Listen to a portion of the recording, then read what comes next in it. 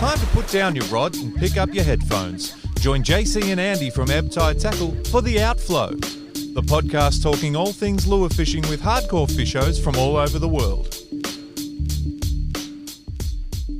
Welcome back to The Outflow. Keeping with our tradition of going anywhere for anything, we're off to Oman for a chat with the king of pop, the man of the reef, Ed Nicholas. G'day, Andy. How are you, mate? Good, mate. Yourself? Going well? Not bad, not bad. I'm pretty excited about this one. G'day, Eddie. Hey, what's up, guys? Hey, how are you, man? Yeah, all good, thank you. Thanks for having me, mate. Pleasure. I'm sure you're going to entertain us with plenty of stories. Yeah, or bore. I'm not sure. I'm not sure how fun I am of King of Pop either. You are the king of pop, man. Not sure about that. You're not keen on that one? Nice. Look at you all relaxed there, and I know you probably got a sweat up already, and we are suffering in like cold winter and, you know, full of lockdown, can't fish, can't do anything, man. Hopefully this brightens a few people's day, a bit of an insight into the enigma, Ed Nicholas. Yeah, it's we've actually been really lucky here. I mean, it's obviously been, times are hard, but we've been managed to at least enjoy quite a bit, and self-isolating in Oman opens up also a lot of opportunities to, like, haven't been so much of a lockdown with that. So we've been good and keeping busy, but hard times, mate. Looking forward to start the season and seeing what's around the corner. Hopefully we can get some guests in, or if not, I'll just have to fish my arse off again. Yeah, you just have to fish those prime dates on your own again. Yeah, sounds terrible, doesn't it? Yeah, it is terrible, but it doesn't exactly fulfill too many business objectives, but you make hay while the sun shines, right?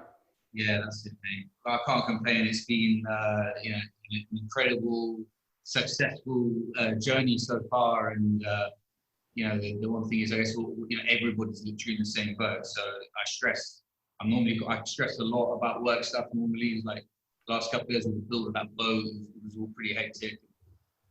I was definitely suffering on stress levels, but there's something like this, where everyone's in the same boat. It's something I can't control, and if anything, I feel more chilled and relaxed now than I have in the last 10 years. So, hopefully, obviously, I'm desperate for the business to come back, and I'm just confident it will. So we'll all be good. Yeah, mate, it's all going to come back, and we'll get back to a new normal, whatever that looks like. But I guess let's not pretend or sugarcoat it. It's not exactly a great time for charter operators, probably anywhere in the world, right? Yeah. It's been difficult for us. We were quite lucky to make a decision early. Obviously, we could see people weren't coming in, so a lot of the guides all left and went back home. We never obviously envisioned it that time would be for this long of a period, but a lot of the guys moved. But also, we kept quite a lot of the team here, and just having a yacht and all the boats and stuff. Obviously, you're just still incurring costs, so it's definitely left charters in a bit of a sticky situation. It's a hard time for everybody, obviously, and then people obviously feel that they want refunds and stuff like that, but it's just not sustainable. Like if I did, my business would be finished, so we wouldn't be able to carry on. So but most people have been pretty cool about it, and unfortunately I fully feel for everyone who's also feeling frustrated by it and not hard up and need the cash, but it's been a hard time, mate. Absolutely. I was talking to Andrea Traverso from Vanuatu a day or two ago. Same scenario, man. Yeah. It's tricky. Very tricky. It is. But like we said, making hay when the sun shines, you had some pretty amazing fishing all to yourself, or the family had to yourself late last season when they were probably the best GT dates on the planet, and you had them to yourself. I want to chat with you about them a little bit later. Yeah. But I think a lot of people are really keen, man, to learn a bit more about you and your backstory, and how you come to be in the Middle East, because you're obviously an Englishman, and you and your fishing story through to No Boundaries. Yeah. Okay. Well, I'm not sure where to begin with all of that, but so I moved to Dubai. Like you say, I'm British by birth. Both my parents are British, from Birmingham actually. But we moved to Dubai in the early 80s, and I had a wicked life there, man. Dubai was real wild at that point.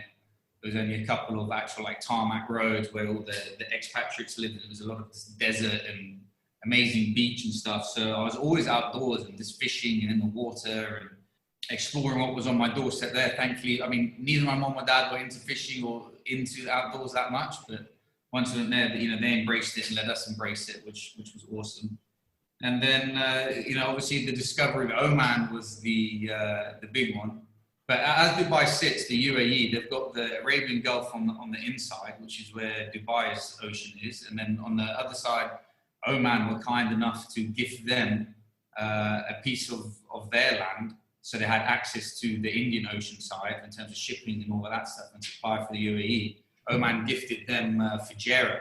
So now when you go up to Oman, you then have, Oman split into two now. You have Dubai in the middle of the UAE, and then you have northern Oman and Musandam, which Oman still own. And something crazy like 60% of all the world's oil goes through that Straits of Hormuz. So Oman own it and Iran are on the other side, which is always why there's also strong political tensions in this part of the world. Anyway, I've got off the subject there a little bit. But what I was thinking of was also in the early days was fishing Fujairah and just exploring Fujairah, which was my first taste of the Indian Ocean and species and stuff they had there. Like growing up, it was always dead baiting. And my old partner in crime, who you guys have met, I think you met him, JC, was Chris Cady. Oh, yeah. Red dude. Yeah. So, we were just groms, mate, and just exploring a lot and fishing a lot. And it started with dead bait. And then I was lucky enough to join one of my friend's dads who'd been a pioneer of fishing in Oman. And he grew up in the Muscat. He's actually just passed away recently, unfortunately. But he grew up in Muscat from when he was like 13 to early 20s or something, and was a mad fisherman. And this was like in the 60s, and he's got crazy stories. So he took me down to Mudrika, Ras Mudrika. They were actually fly fishermen and only lure fishermen, and I was dead bait fishing, catching like big stingrays and sand sharks, and I catch like some bream. And these guys are off a hunting permit and like all these other cool fish. I was like full on heathen in their eyes. But so I went down once with them. And I saw all of them lure fishing, and then I found my first popper in a shop in Dubai. It's a little Uzuri hydro popper. I bought a couple of those, and I went down with them again, and I got my first bream. My first set of fish off the top was a real cracking bream, shore fishing in this cool channel that was there. And then I was just completely addicted. About 17, 18, I got my driving license, so did Chris and all my other buddies. And, it was just any opportunity in long weekends, we'd just go and explore Oman, always camping and fishing. And always around that Ras Mudrika sort of area at that point. I hadn't really ventured further south. We could see the islands on the map, the Helania Islands, but we'd never been down there. But it was always something that we talked about. In fact, we talked about it for about a decade before I had that opportunity to go down. But I'd already decided at that point I was going to set up a charter and set up no boundaries. And the plan was to set it up in Ras Mudrika. We were going to do like a luxury campsite kind of thing. And I already had the ball rolling with that. The business was registered. I was putting together the business plan. I was really looking for a change, like just to get out of Dubai. Dubai, as a lot of people know, changed from like that cool little sleepy place like Oman is now, with a lot of adventure on your doorstep, to like some crazy city in the space of like 20 years. So I was keen to get out of there and explore. And as I was setting up this Ras Mudrika thing, I had the opportunity to fish with this guy Ashraf, an Egyptian guy. He was the first person to run any sort of charter or anything using Shuaimia. And I went and fished with him and just caught two like 50 kilo GTs. My first set of GTs, 80 pound braid, tied to a swivel, tied to, with a little short lead, and I caught these two crazy GTs. And I saw the opportunity there basically to set something up a lot more high end than was currently available. And that's how I ended up setting up in southern Oman. But, I mean, you guys came over quite in the early days. I think, JC, didn't you? Was it like season 1 you came over? Or? I think Andy and I both came on our first trips were together with Harris. All right. And Toby. Yeah. That I think might have been was that 2014. Yeah, you'd been up for a couple of years, man. Time we got there, I first met Mark in 2012 when I was living in Indonesia, and he was showing me these photos from his early Oman trips. Yeah, and my mind was completely blown. It just immediately was like, I've got to get there. I remember Mark also talking about you guys heaps, but before I met you. But yeah, I mean, as we're on the subject of Mark Harris, big up Mark Harris, man. I've written down a couple of notes to chat about today. Mark Harris was one of the things I've written down, and just big thanks to him. You know, I guess even just for that introduction to us, like, you know, we hit it off like. That's a fair point, man. Like, I really treasure my relationship with Mark. COVID hasn't been a kind thing to his business at all, but I owe a lot to that guy, man. He's opened so many doors and introduced me to so many cool people.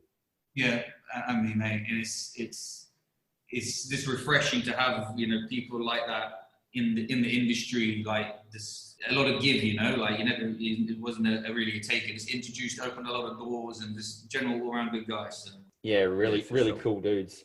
Now, I know in the early days, Ed, there's a couple of interesting stories about you and your early fishing exploits. I recall one of them with your rubber inflatable and a method of securing it, perhaps.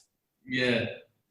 So, so the first time that we ever did go down, before I went with that Ashraf, I went down with Chris and a couple of other mates, and we used to be a big fan of exploring on a little inflatable, which was awesome for around Ras Magica and stuff. And obviously, you're then mobile, you just set it up on the beach. So we thought it was going to be a good idea to go out to the islands for a week, and we'd organise a local boat just to drop us there when we thought we had all our supplies. We were pretty hardcore, man. We were pretty well trained by that point. We'd done a lot of hardcore camps around, just a little bit further north, but sometimes up to a week.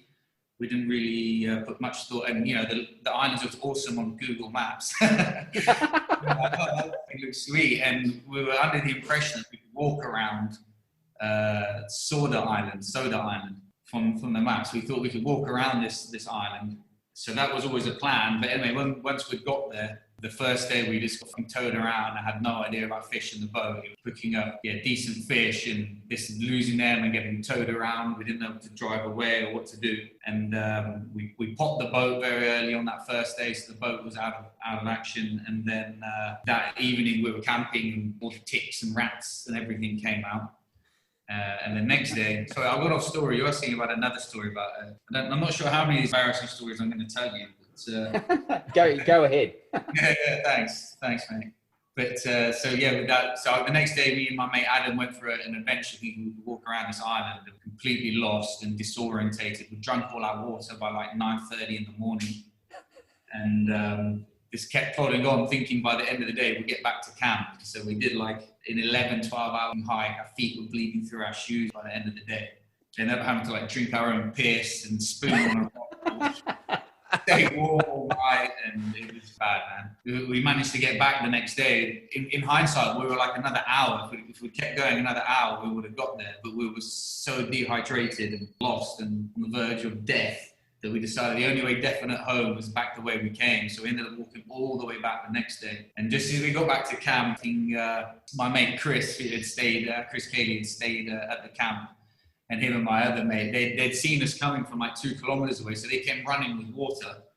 And just as they got to us, we like collapsed on the floor, and they were like, "Oh guys, are you okay?" And like as they're doing it, they're unscrewing the water, and I'm just thinking, "Yeah, give me some water." And then he's like, starts necking half the bottle from like his 2 kilometers to run over to us. I was just like, "Give me some water." And they'd also called the Coast Guard. A Coast Guard helicopter had come out to rescue us. And when they saw us, they gave us like the OK sign out of the helicopter. And we'd said OK, and said like, "Tell them to come land." And they left. We were stuck there another 2 nights. It's like, literally come and get us, mate. I was so bummed.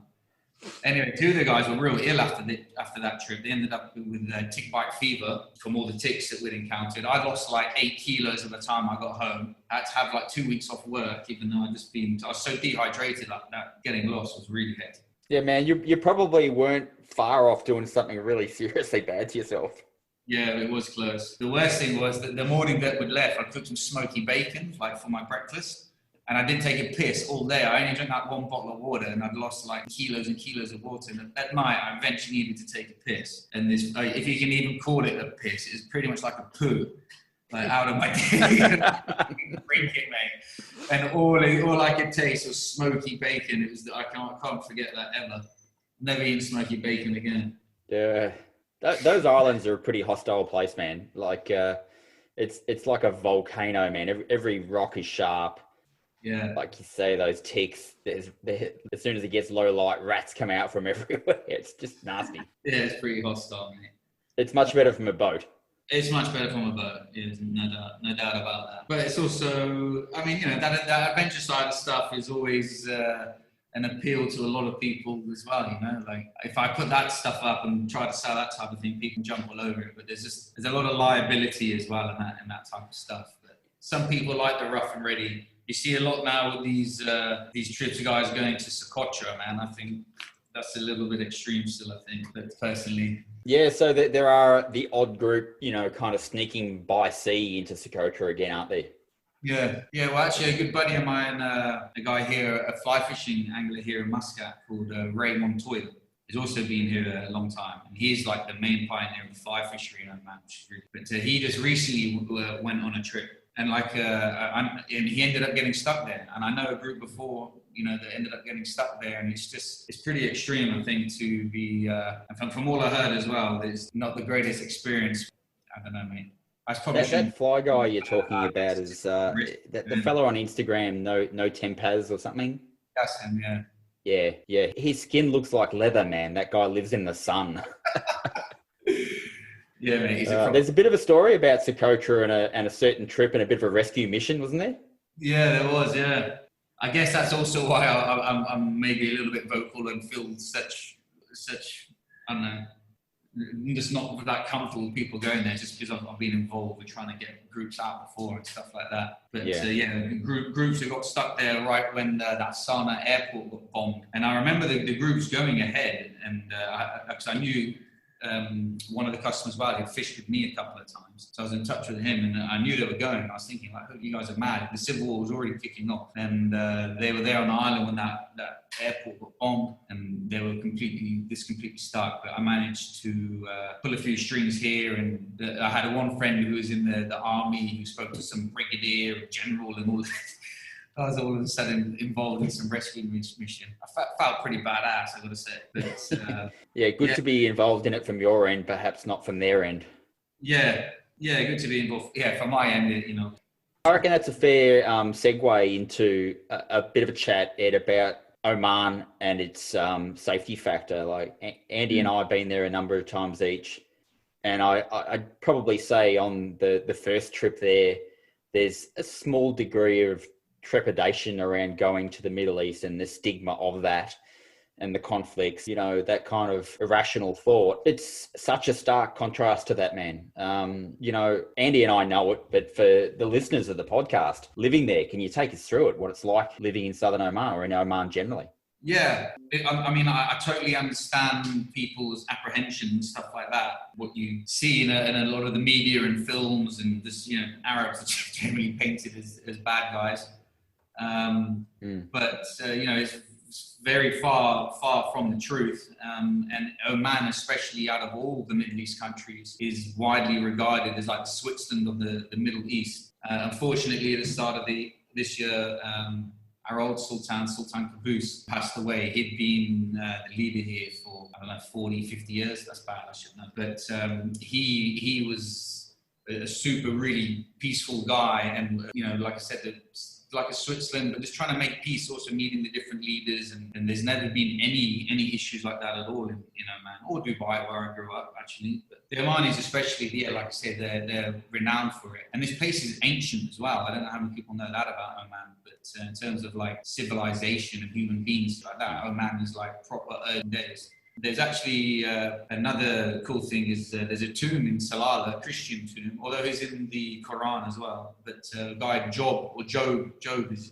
His tomb's in Salalah, and he features in the Bible and in the Quran. But that actually was an appealing thing to come here, and something I enjoy, because having grown up in Dubai, which is like 40 years old or however old Dubai is now, you started out of nothing and so fast. It's nice to have that connection and some sort of heritage and history. But so even from those early days, the Omanis had this reputation of being this crazy hospitable, or welcoming and just great people, mate. So it's funny. Andrew and I always say that they're so welcoming and friendly. That's what's annoying about them.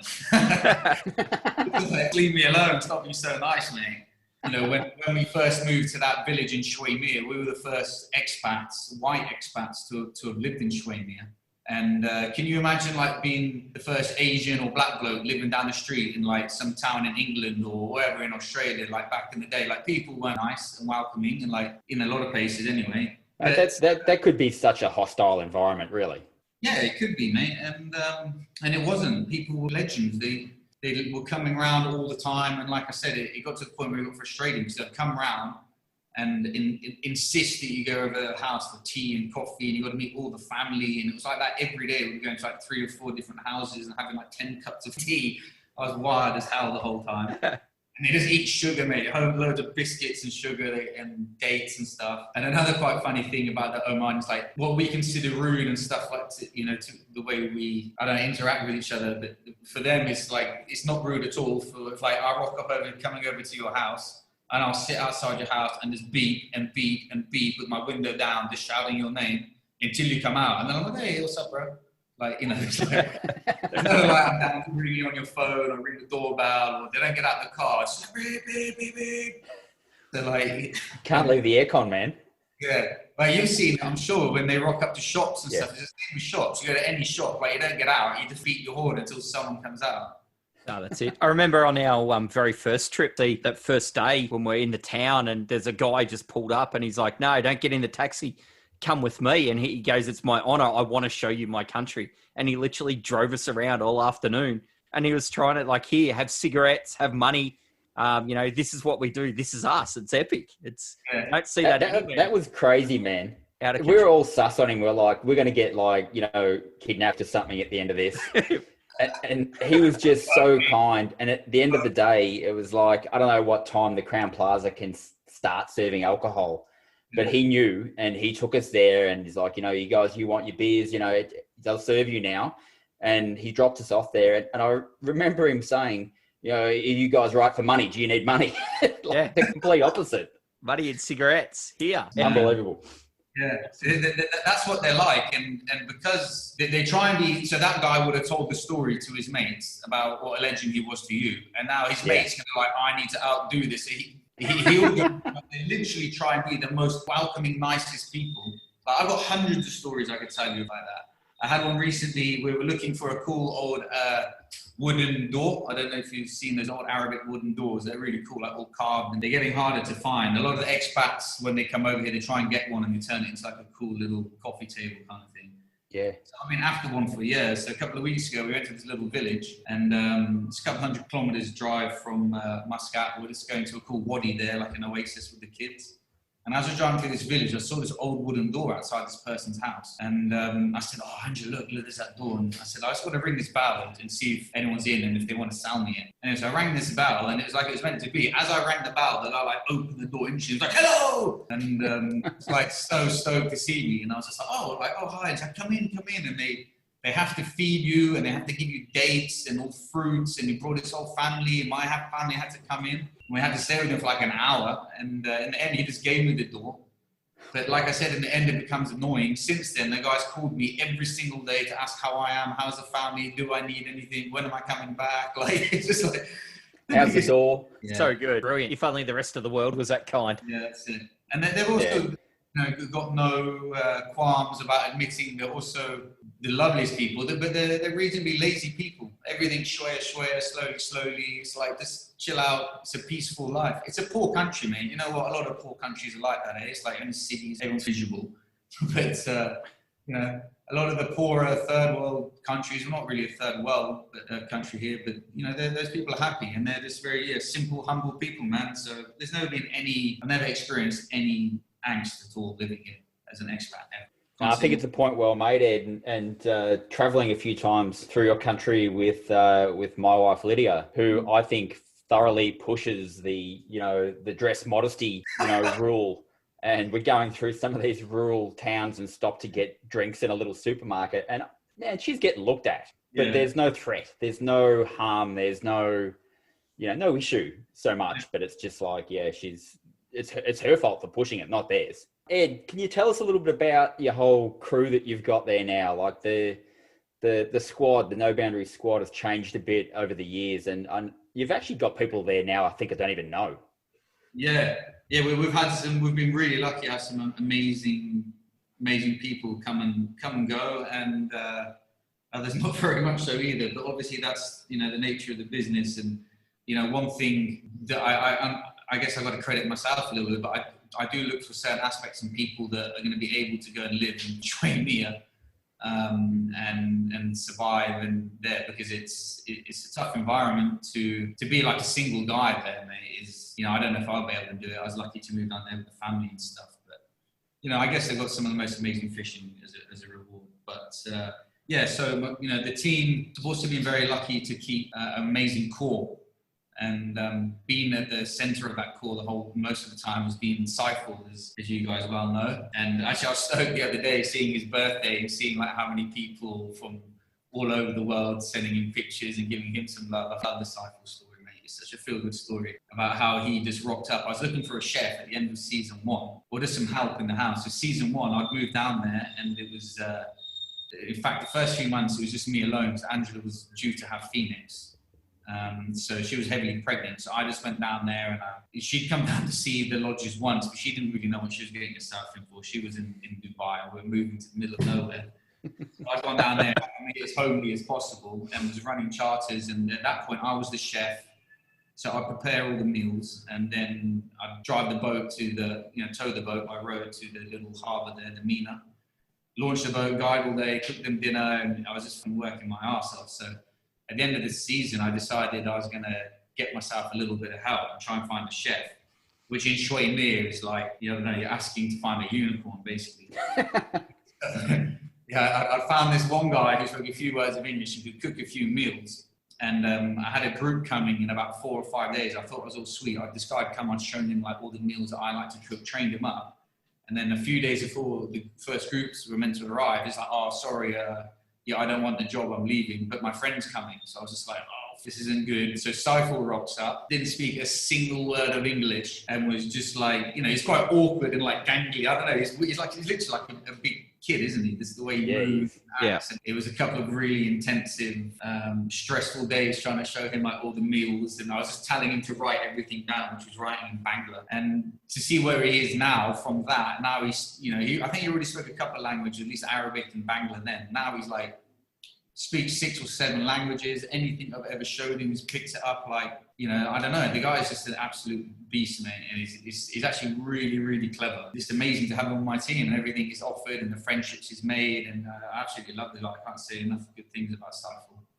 Yeah, it's always a highlight going back to your operation and seeing Seifel, man, and just seeing like literally how he's changed again in the next year. And I loved his transition from, being, I reckon, running around being a little bit scared of you, to now he's like the hustler, man. He's doing deals, selling SIM cards, T-shirts, Yeah. Very resourceful man. Yeah, that's a good word for Seifel.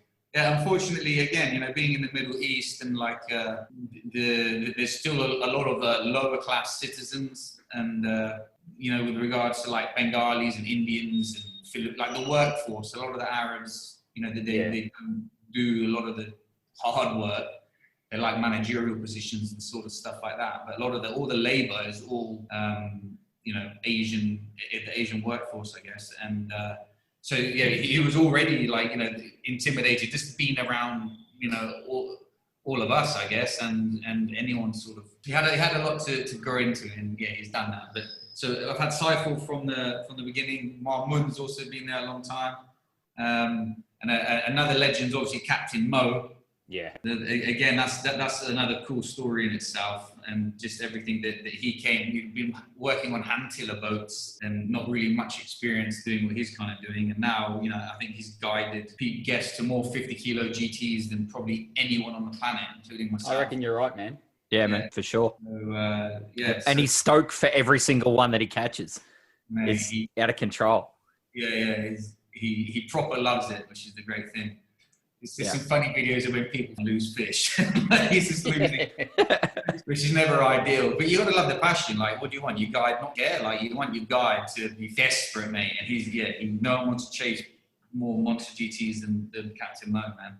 And he's a damn good angler himself. Like the odd occasion he picks up a rod, the guy can fish. Big time he can fish. He's ambidextrous as well. Like, it's always like these Aussies, because Aussies, you're all reel on the wrong side. And but I think the other thing is, it seems in Australia, a lot of people fish out of not open-centered console boats, and you guys have to learn to cast off both sides. And I can't. I can only cast off my right, but you guys seem to be really ambidextrous. And he was always commenting, the Aussies, who's like spent a whole season just casting off his wrong side, and now he can rips from both sides, and he fishes really well. He tells you to do something, you just do it. So. yeah, exactly. If he says cast there, cast there. Yeah, exactly. Yeah, do this, change the law, whatever. But he's been great, and Captain Robbie has also been with us now a couple of years. He came over as a greenhorn Durban kid, and he's also that's a huge satisfying part of the job. Obviously no one's going to come over and be perfect for how we want them, or how I like to run my show is obviously different to everyone else. And just to learn a fishery and everything, no one comes over and is where you want them to be, but to see that, I like taking people that haven't really got molded as such yet in the way that they guide, and seeing how they develop, and when they do move on from here, it's good to see that progression. Like Ali, who's just left with us, he left us. Hopefully, all things going well, he'll be joining East Coast Angling. But he left, and also is an amazing guy by the end of it. Absolutely amazing. So the core of the team's there, and we've had a couple of really good additions. And I guess the one I should also mention recently has been Jay Barker, hashtag and release. Some people may know him as, but he's come over and helping me manage everything in the team. He's sort of going to be leading the business forward, I think, for a year or a couple of years. Yeah, he's a pretty amazing guy. Like, I had a chance to meet him recently. He was in Melbourne, and he and I went out for just a simple squid fish for the afternoon, and he came back and we cooked him up, had a few beers, and he stayed here the night.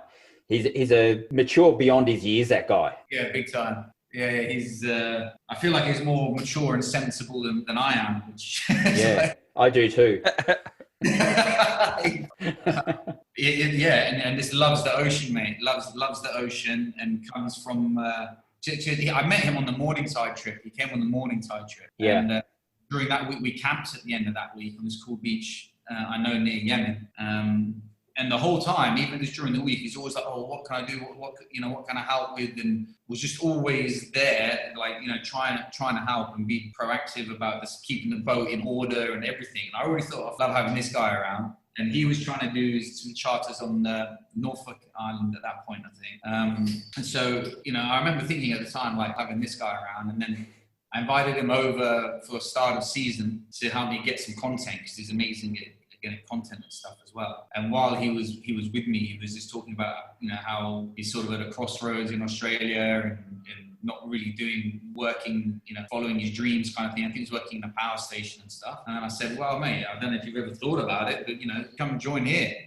And I could do with someone like you. And the other thing I really liked about him was Redbeard. Any of you guys follow Redbeard? Yeah.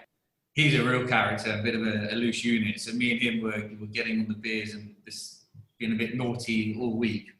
And Jay was just, he was so central. We were like, typical guys talking about chicks and all of this stuff. But, Jay comes from like a family of like 3 sisters, I think. And he was always just like, he was talking about some girls that he knows. And, we were like, yeah, just get in there and all of this. It's like, oh no, but she's a bit nice. And was just such a gentleman. He's too nice for that.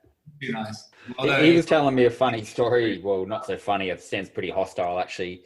He was trying to charter on Norfolk Island, and he came back to the boat ramp at the end of the day, and his boat trailer was upside down in the car park.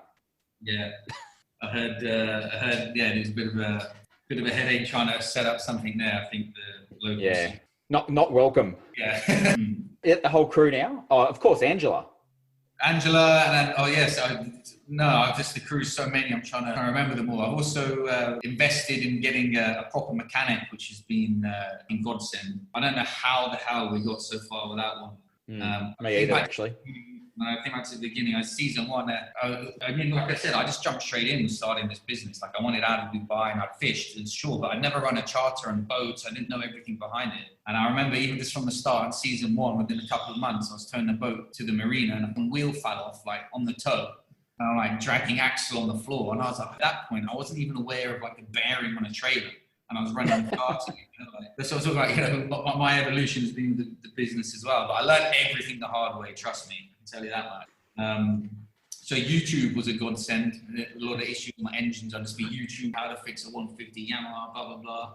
And it would just be me. So, I was the mechanic or the guides. But I don't know how we got so far. But this year, especially now with the mothership, obviously, we found this really cool guy from his ex-Sri Lankan Navy. He's also the biggest Sri Lankan I've ever met. He's been like taller than I am, like 6'2". Really cool guy. But we built a whole workshop there in Shui Mir. And we spent like $40,000-$50,000 in parts and stock for all the different engines and stuff we got now. So yeah, that's true. I will just mention that's something I've always prided myself upon, like despite those limitations and being so isolated in Shui Mir, never having to cancel a charter, and just being reliable. I don't know, did you ever come that time where they broke the whole harbour just as we were about to start season? And no, I didn't come that start of season, no. But I remember it happening. Yeah, another crazy story. But anyway, the important message is that, if you're going to run or take people to these isolated bases and stuff like that, you got to be reliable, man. Like, I was horror stories those first few years with that other operation and with another company, sending clients and stuff, trying to be a competitor kind of thing. But they were sending people getting sent to the amount of calls I get, and they'll be like, "Oh, hi Ed, this is JC. I'm a bit embarrassed, mate. I spoke to you a few months ago, and I was going to book. I'm actually here in Shui Mir." And I'm like, "What the hell? Like, you're here in Shui Mir?" And they're like, "Yeah, but we've come with this other charter. It's day one, and they said that the boat's broken, and this is the end of the week." And that had happened a number of times. And you just have to be reliable. So it's been a huge relief now to have that mechanic and have all these spares and a workshop and buy all the tools and everything. We've had issues now where a boat goes down and it's like we even got like 3 or 4 spare engines and stuff now. So I'm not going to say never. That's pretty cool, man. I've seen it myself where probably I reckon more towards the end of the season, your boats have been on the water the whole time. They're tired. They need their end of season love. But they've got to get through 2 more weeks kind of thing. And you guys are doing everything you can to keep them on the water. And you do. Yeah. But it's going to be so good to have a mechanic there that's taking care of things as they occur, hey? Not to have that now and just to run the whole time throughout the season. You get there at any time and they'll look the same as it did at the start, So that's been awesome to have. And on that point, the fleet is now... So you've got your 3 33-footers and you've got Blackcurrant. And Blackcurrant and Reaper, the 24-foot, which is perfect for inshore and fly fishing, really shallow draft. The Tinny, heavy metal, which is just a waddy basher, basically. We do take her out in the water quite a lot, but there's that really cool freshwater oasis kind of near the Shui Mir lodges. So that place is amazing, man. The fish that are in there. Mate, it's unbelievable, isn't it? It's just, if it isn't amazing enough, just with that backdrop and the trees, and like I was talking about earlier about how ancient Oman is, like that place is like you just expect the dinosaur to pop its head up around, like 100%. Yeah, it blows my mind that there's mangrove jacks in there. Yeah, it's crazy. So during the summer months, when that big monsoon comes up, the beach at the front of that wadi breaks open. So it's open to the sea. So there's a lot of saltwater fish that end up going up. And that water's brackish, it's fresh water coming off the mountains. But yeah, I've seen an insane amount of 20, 30 plus species in there. I saw him in there when I was in there a couple of months ago. Wow. You need to catch him. Yeah. My cycle caught a GT in there. It's his first GTA. Yeah, and he's stepped it up a couple of notches since that one. He's only ever caught 3 fish. One's a freshwater GT. No one had even seen a GT in there before. Then he has like 2 casts with Brooks's rod, catches a 40 kilo off the rocks. And then he comes out with Andrew and I and has like 5 casts on his first ever morning GT fishing. He has like a 55 kilo plus fish. It's just, I hate him. He's in pretty elite company. Yeah. I'd just retire if I was in there. on species, everyone thinks no boundaries. Oman is just, you go there for massive GTs. And while, yeah, that's the main attraction for everyone, what else do you do now? I know you've spent a lot of time diversifying in methods and species. Yeah. I mean, that's something that's obviously what put Oman on the map. And sure, there's nowhere else in the world that's consistently produced 50 kilo GTs like we have basically for the last 10 years. So that's why it's obviously associated with that. But we've tried real hard from the early days just to showcase the insane fishery and the number of species that you can catch. If guys wanting to put that effort in and flick a bit more light tackle, you can easily finish the week in 20 species plus. And then also the other cool thing about the fishery is the difference from start of season to the end of season, like cold water after the monsoon. We even get kelp growing inside coral reef. It's like one of the only places in the world where that happens. And then all those amberjacks and various Chevellic species are all, you can get them all top water. And the water's a little bit green as well. And then end of the season, the blue warm water comes in and there's a whole other bunch of different species. And the other thing that's been exciting, I think, the last few years, I used to hate it, these fly fishermen talking about the evolution. And you get like t-shirts where they show that classic evolution of man from like ape, when then like the next caveman's standing up a little bit more, it's a little bit less hairier, and then, you get all the way to man. And then on the fly fisherman, I always hated it, but maybe it's an age thing or something. I've just seen, there's only so many. It sounds like such a dick thing to say, mate, but there's only so many 50 kilo GTs I can catch and still make it exciting. Can you imagine that? But you're in a unique situation though, man. Yeah, it's just, you know what, maybe going to a different fishery and catching fish like that in a new place, for sure, froth on it big time. But to go to the same spot that I know and cast the same lure on the same rock and see those fish, like, I love it, of course, but it definitely lost its appeal. And you just started venturing out into what else, I could chase. And it started off back in the early years as in the bream, which monstrous, as you guys know. Yeah, that's a big talking point for a lot of people is, what are these things? And everyone thinks, oh, yeah, every one of them's photoshopped or they're fake camera angles. And you're like, no, they're legit, 70 centimetre out of control. And they eat poppers. Yeah, it's mad. You're right. Every post will have so many people hating on the picture. Yeah. But, every time. But I mean, like you say, it's you don't really see them anywhere else. So I guess that's just what people think. But no, they're real and they're angry and they come in packs. And they're hard to resist. Obviously, fish like that are just amazing. But, again, just talking about sort of like my personal evolution in terms of fishing and even what I encourage people to come and do. Like at the beginning, it was all like P3, P2 was like a light tackle green or something back in those days. But there's a couple of spots now and just trying to get them on lighter and lighter gear and encouraging people to come and fish here with a bream specific setup is something that's well worth doing and dedicating a day or two of your week. But you just dare not go off the top. By now I'm knocking them over on a size 1000 reel and P 0.6, and it's doable.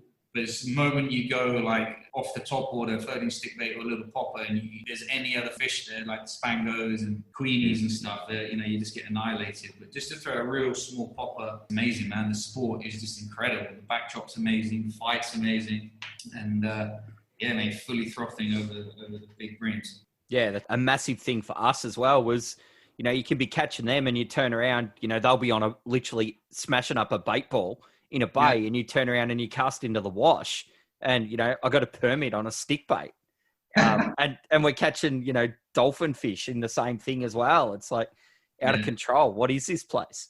Yeah, I mean, it's just insane. The species list really is incredible, and this is why it's essential for anybody coming here.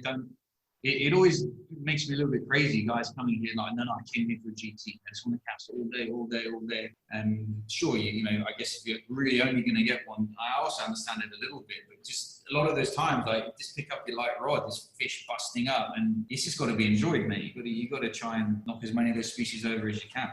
Yeah, for sure. I think it's just a matter of knowing when to fish what.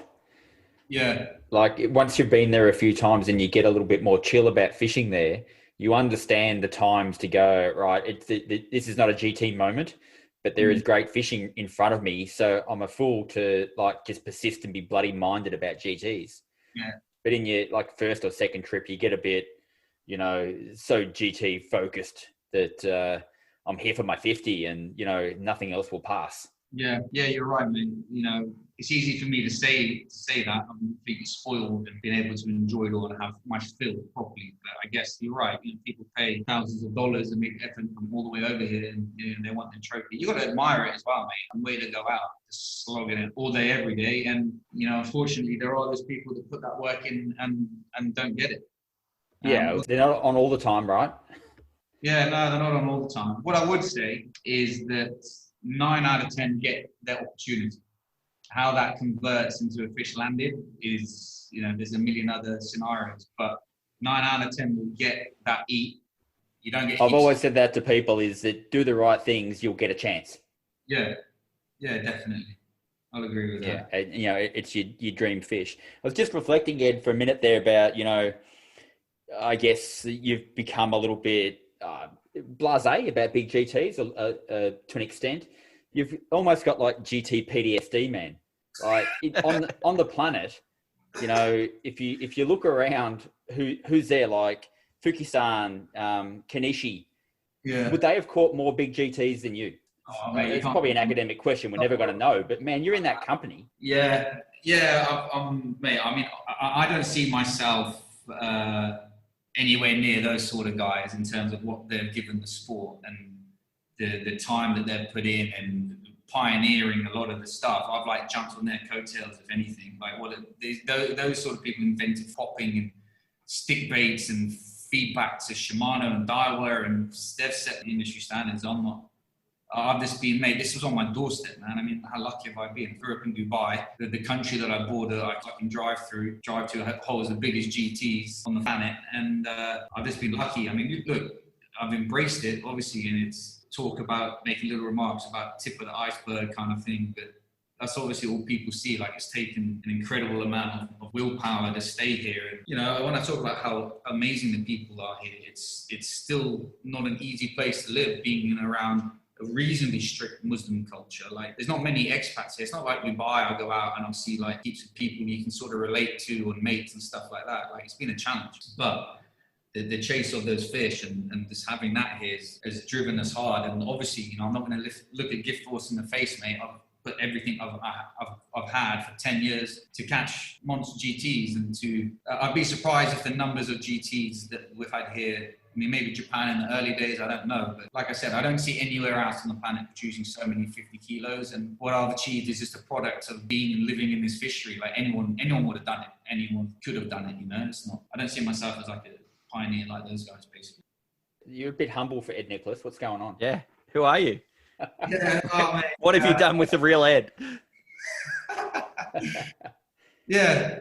No, I mean, look, we'll touch upon it again. Like I said, it's no coincidence I've caught so many fish as well. Like, being here helps, but I have put that effort in, mate. I've literally 10 years of my life has been here doing this. And I don't know how many people know about what I was doing sort of before, or think myself as a bit of a sportsman or athlete and stuff. And I studied sports science at university, and I used to play a lot of rugby. And I've just applied that to my fishing and that dedication. You know, I'm the type of person, if I want to do something, like, I'm all in. It's not like a little bit. And for 10 years of my life, I've just obsessed about catching monster GTs and wanting to, you know, try and break the world record. And just, it'd be a shame to ever, you know, look back and think I lived in Oman and I didn't give it all I got or fish my hardest, you know. So I've definitely done that, mate. I've definitely put it in. And I don't think anyone's going to accuse you, Ed, of not having a crack. Yeah, mate. Yeah. I didn't die trying, that's for sure. Yeah. Now, you might have opened a bit of a segue there. I know we discussed at the start the amazing fishing that you and Angela and the kids got to experience in the late season when, you know, guests couldn't come here. The very best dates were kind of off limits. Take us through some of the fishing you guys experienced this year. Yeah, mate. It's just it all came together, man. It's only ever happened like that for me a couple of times before, just when sort of everything goes right. To be honest, I think I was due it. You know, it's like the fishing trips. Like, you put in 10 trips and you might get 4 really good ones, you know. And I was putting in a lot to the company, like I briefly touched upon it earlier, just talking about the stress that I sort of felt with finishing up that build of the boat. And I hadn't, for 2 years, you know, we lived in Salalah for ages, and then we moved up to Muscat, so I had to put my kids in a proper school. The school in Salalah left a lot to be desired. There was no sports, and like I said, this living there was amazing. I had the craziest adventures, but it was also quite restrictive, and we wanted to move to Muscat and have more friends and stuff like that. So I moved away from like the operations, and I put everything I had into the build of this boat and expanding the business. And then COVID came along, just as we got the boat running and everything was going smooth. And then, you know, Notice was sitting there unused, and I had peak season ahead of me. And so it was an easy decision to make. Before they even shut the schools, we sort of said, okay, we're going to take the boys out, and we're going to go down south. And we jumped on Notice and fished Schweimir quite a lot. And this experience, all the stars aligned, mate, and the fish were on, and it was just absolutely incredible. Yeah, it's amazing fishing. And I haven't had that sort of GT fishing with it being on like that since sort of that Reef Raiders video when the also incredible, insane pack attacks and truly monstrous fish. And I managed to hit that again, man. But the only issue is that I was with the family. Which definitely had its, made it a bit more difficult. Yeah, you had a good film crew. I've seen a couple of your clips that you've put out already, and is it Hickson or Phoenix on the camera? They're good. Yeah, it's Phoenix. Yeah. Through about 500 videos, there's a couple of good ones in there, but you got it by the end, mate. Oh, you've got some incredibly lucky kids, man. Their experiences, wowee. Yeah. You know, there's lifetimes that men have had that haven't had the fun that those lads have had. Yeah, for sure, man. They're super lucky. And I feel that, you know, I was lucky like that growing up in Dubai and just having such an amazing playground. And it's just something I really wanted to give to them as well while they're this age. You know, schools, you know, aren't great here, and we've been lucky to travel a lot, but I feel this at their sort of young age now, the sort of experiences that we can offer them and diverse cultures and all of this stuff that they're experiencing is going to hold them in good stead. And, you know, when they come to like secondary school and all of that stuff, I'm be a lot more stricter on education or not moving around so much and stuff like that. But right now, I just want to get them out there and experiencing what's out there, I guess. Yeah, there's plenty of time to knuckle down later, yeah? Yeah, man. So in that crazy bit of fishing, like Angela got herself 50 plus too, didn't she? Yeah, she did. And she went about it the hard way, actually, because she joined us on Reef Raiders last year. Remember when we all, unfortunately, on that trip, our Reef Raiders, the fish had been on all week. The week before us, the guys were smashing it. You all arrived, and it was like, oh, it's going to be on big time. And we had such a weird bite. Remember, we'd see GTs, but we wouldn't hook them, and it was strange all week. We had that hot water too. Yeah, top water was just shut down. And then afterwards, the fishing was amazing as well. But anyway, what I'm saying is she'd fished hard then, and she's always been down a number of times and not really had any luck on the GTs. But she's been involving her game on the light tackle stuff, which has really helped. She did it the right way, actually. You know, it wasn't like me just go down to man and I caught 255 kilos on my first day. She definitely had that evolution, and it's important to have it with regard, especially fishing barbless hooks. You know, her learning about that was the biggest thing. And even the first few big GTs that we had during that week, when I say about the stars aligning, it was like a perfect learning program. And it was the same as that Reef Raiders trip, because the fishing started good, but it wasn't red hot. And then by the end, like we'd hooked so many big fish that by the end, we were all a well-oiled machine. And it was at the end of that Reef Raiders, I caught that 70 kilo. And if I'd had that fish at the start of the week, it would have been a very different story. And this was exactly the same. We went out and we fished like 6 days maybe when we were living in Schweimir over the space of about 10 days, the space of a fortnight. We went out 6 times and we didn't catch a GT. The other fishing was amazing, and we'd hook GTs. Andrew would hook some, and we'd just lose them. You know, lines would get reefed, or she popped a lot of hooks, not being able to keep the line tight and stuff like that. And what was also weird was that she was getting way more bites than me, despite only casting like 70% on my cast, and I'm ripping 200-gram lures and all of this stuff. And the chick coming along, I always see that with bloody women out fishing, man. It's not really fair. It's in the pheromones, they say. But anyway, I caught on pretty quick, actually, that, you know, she was actually throwing smaller lures than I was, and so I ended up fishing much smaller lures. And yeah, then the fish started to roll in, man, and it started off like, you know, she got like a her first 20, and then her first 30. A couple of monster smokings in between, and she got like a 36, a 38.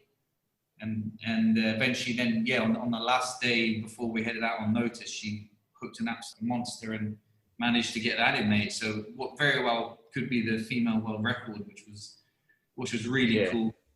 That's so cool, man. But I mean, I just want everyone to sort of understand and imagine, you're there fishing for the world's biggest GTs, and you've got your missus, who's a complete novice still, and your 8-year-old and a 6-year-old on board, Like, some bloke, a video we posted recently, I don't know if you saw that comment, it's funny. It's the guy came on like talking about, oh, what are you using your GoPro for, and your wide angle lens kit, and like all of this stuff. And I just wrote back, it's like, all right, mate, I'll tell my 8-year-old to up his game. Like, everything was hard, man. And at the beginning, like, I'll be hooked up to big fish and screaming at Angela about how to maneuver the boat. Like, she's got her day skipper's license and stuff, but putting it into practice against these fish was a whole different ballgame. And it was a nightmare. It was a complete nightmare. I'd had some amazing fishing as well. And then we went out on this one day, and early in the morning, there'd been a dhow had put a net real close to the reef that I wanted to fish. So we could see heaps of bait around, but I wanted to hang around. They were sort of putting the net in when we got there. So the light tackle fishing had been excellent. You're catching some rainbow runners, and the kids were getting stuck into some fish. And it was at the end of about maybe 25 fishing days at this point, and my arm was already sore. I got a bit of bicep tendonitis, but with the fishing on, I was still keen to see, what we could get. And to cut a long story short, I hooked this fish. I was using a strategic angler lure. What is it? I'll leave you to pronounce it. Espada. Yeah, espada. Like I was saying, the fish were eating smaller lures, and everything in my tackle box was like 150, 180, 200 grams, massive floating stick baits. And luckily I bought like 10 lures for Angela to use. And so I was using her lures. And so I picked up her rod. I was sore all over. And we hadn't hooked to anything, seen any GTs yet. And I'd had a few casts with her rod, and I got a full breach of this. I knew right away it was huge. But I was only fishing one treble on the tail as well. So I was a little bit concerned about the hookup. Anyway, as we've done all the time, we towed the fish off the reef, dumped a load of line. I was immediately calling it for a big fish, but I didn't know how big it was at that point. And so we did the usual towed into deeper water, and then we slow right down and stop the boat, and you might get another 1 or 2 runs out of the fish at that point. You've already dragged them off. They've already taken a lot of line. There's a lot of stretch in your line, there's a lot of, not stretching your line, but your line resistance in the water applies a lot of pressure on the fish. And so, like I say, once you get them into the deeper water, they sit down deep, but they don't really take too much line again. But this thing, once we got it in deeper water, like I retrieved a lot of the line, everything was going like normal, like I thought it. And then it just took off on this absolutely blistering run, like as powerful and as fast as the first run. And I was like, okay, this is a really, really good fish. Go, Angela, go. So like, we'd start the boat again, and we'd get the line up on the water. So I didn't want to fight the fish down. So we'd lift the fish up a little bit with the boat, and then we stopped. I thought, okay, right now, it's going to come in again and it'll be sweet. And the same thing happened like 3 or 4 times. And it was in a 20-minute fight. By 25 minutes, I'm really, really hurting. And I called it at this point. I said, listen, either I've foul hooked like a 50 kilo, or I think this is insane. This could be my best ever fish. In fact, that's what I say on video. I was like, this is either my best ever fish, or it's a foul hook 50. And then we got Colour, and again at Colour, you bring him up pretty quick at that point. And he sat down there at Colour for about another 8 minutes. Just that rod was saturated. I couldn't lift it at all. And I was using Angela's rod. She was only fishing P8. It was an ASWB rod that you'd left me, actually. It wasn't even like the heavy one, I don't think. And hats off to that rod, mate. I put it under some horrible angles at the end. I was so tired. I was really close to puking at this point, absolutely redlining. And eventually it came a little bit more up, and we could see it was hooked in the mouth. And that's when I knew it was going to be insane. And when it eventually comes up, it's Andrew feeding, so I'm just going like, oh my God. And thankfully we got that Those new boga grips, man. You got a couple of those, eh? Yeah. Man, those things are a game changer, man. If it was just Angela, because we use relatively short gaffs, so you can be quite precise about gaffing just under the tongue nicely. What a game changer to have that long thing with Angela. Like, I'll just keep on the rod and keep the lift. Normally, like the guide will come and grab your leader and try and control your fish and hook it. We couldn't do that. I just lift the fish as much up as I could. And she wouldn't touch the leader. Luckily, she had that really long boga grip. And so she was getting them. And like I said, this was the last fish, man, out of all the ones. So it was, at that point, it was proper well drilled to at least getting it to that point. But then we had to lift the fish in. So as soon as she gets the fish secured with the bow grip, I open the thing and I just want to collapse and die, like lactic acid from 1 million, seeing stars almost. And we've got to try and lift this fish in the boat. And from there on, it just became my dream fish turned into like a horror show, man. Trying to get the fish in the boat was, I showed you a little clip, which I will share all of this. The other thing is during the fight, I'm embarrassed just even watching it and seeing myself so ruined for one point of it. But the other thing is just like shouting at the family, everyone put yourself being a right miserable bastard. But it's hard when you're connected to a fish like that. It really is. That doesn't sound any different to me to the Ed Nicholas that I know. So Yeah, that's Ed 101. The other thing, man, for like you'll decide what you want to show people, but Ed Nicholas in a lot of pain will speak to a lot of people because they're used to you knocking over 50s in 5 minutes. Yeah, it's true. Let's remember that, that you in terms of benchmark of big GT fighting, I think you probably, you're on the podium, man, in terms of the way you knock over big fish. So if you're hurting like this, it's like just wow. Yeah, that thing really, really hurt me. But like I said, my arm was sore before the fight. And since then, even now to this day, this months later, I've still got some issue going on in my right forearm. This thing is deep bicep tendonitis, but this fish really, I'm not kidding, mate.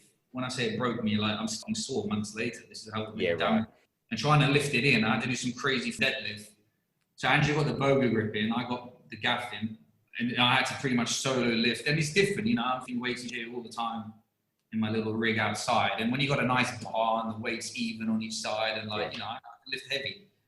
Trying to lift this thing on like a upright road on a stick kind of thing, we barely managed to get it in the boat. And then once it was in the boat, all hell broke loose. We couldn't weigh the fish. Wish we could weigh the fish. We had weighed a lot of fish already that week in those last 20 days. So Angela also had seen a lot of fish. I'd like to think people at least respect the fact I've weighed and seen a lot of big GTs. Well, just to stop you there, I think you weighed that week at 64, didn't you? Yeah, we weighed at 64, yeah. And you couldn't weigh this fish. It wasn't even like, and the video doesn't even do it justice, but people can see how big this thing is. It wasn't even like, oh, this might be 70 plus. It was like, when it comes in the boat, Angela's going like, this is 75, 80. And I think she's, not that she's the expert, but if I had to guess somewhere, it would be like in that sort of region. It wasn't even like, this is a 70. It could be, it's like, holy, what the is this thing we just brought in the boat? And then we couldn't move it, mate.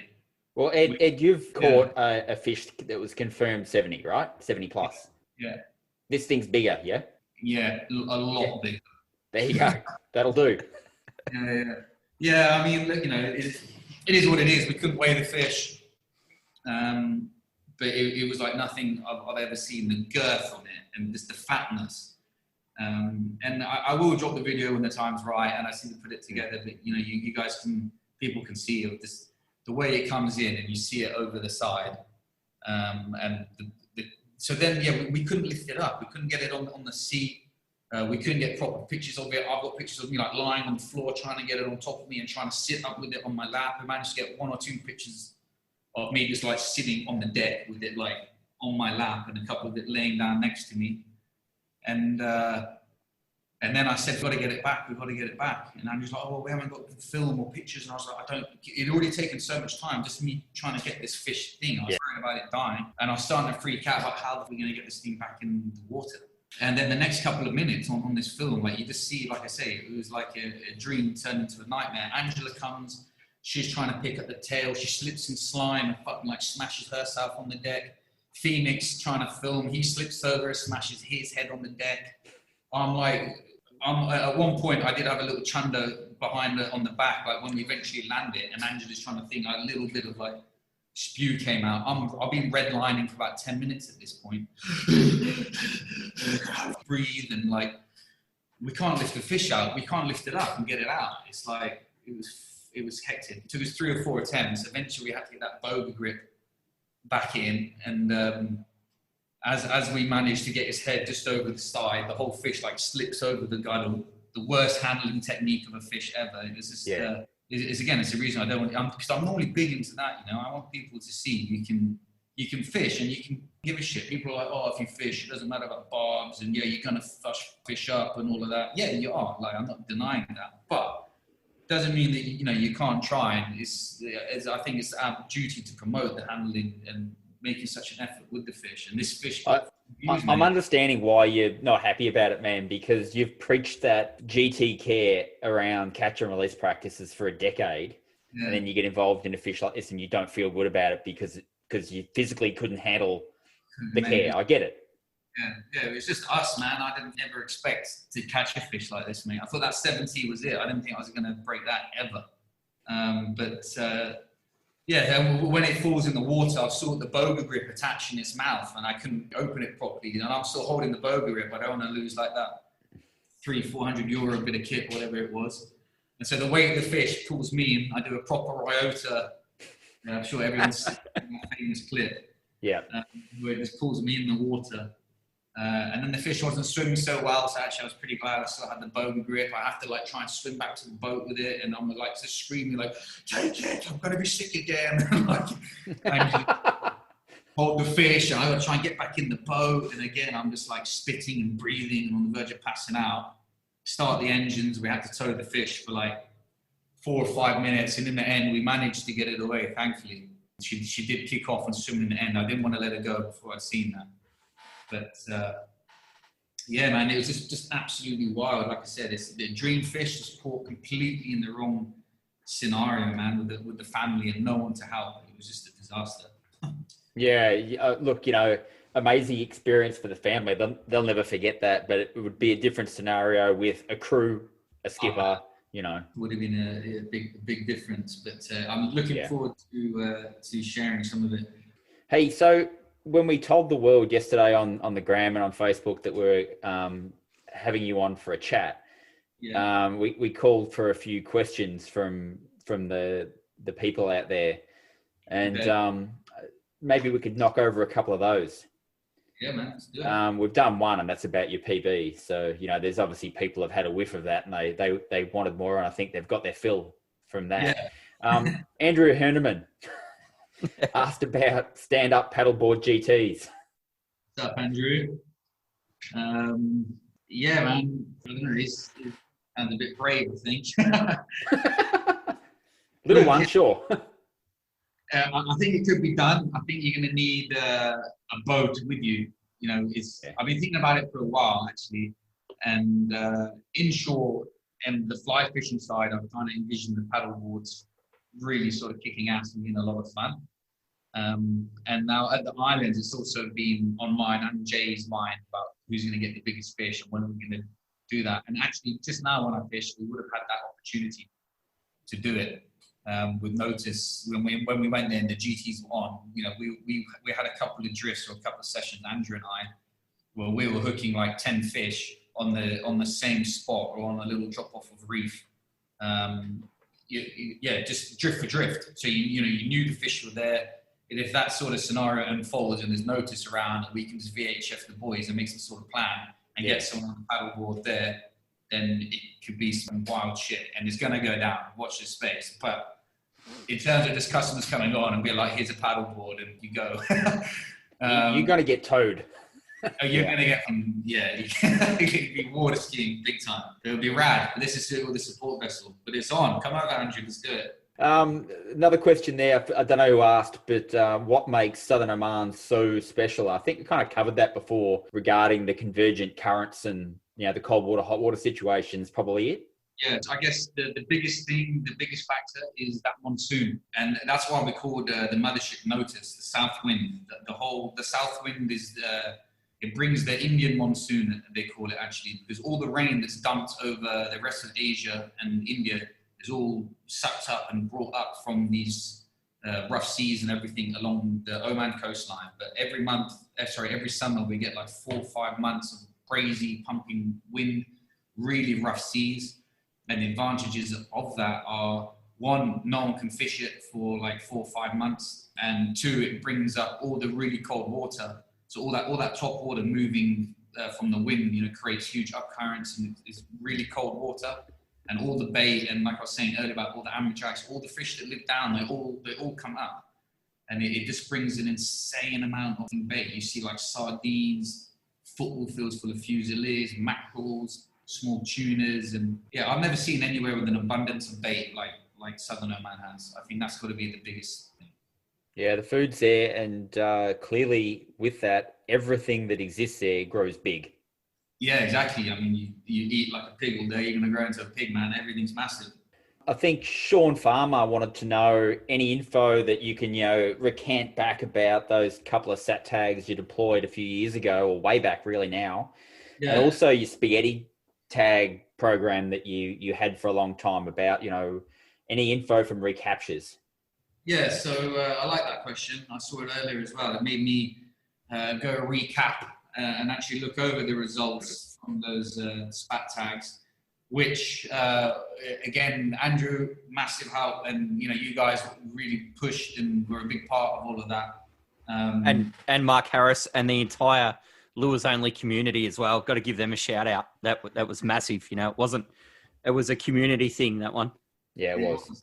Yeah. I was so stoked and all of that with them. There was a lot of love in that group at that point. Used to love all that. That was awesome. Yeah.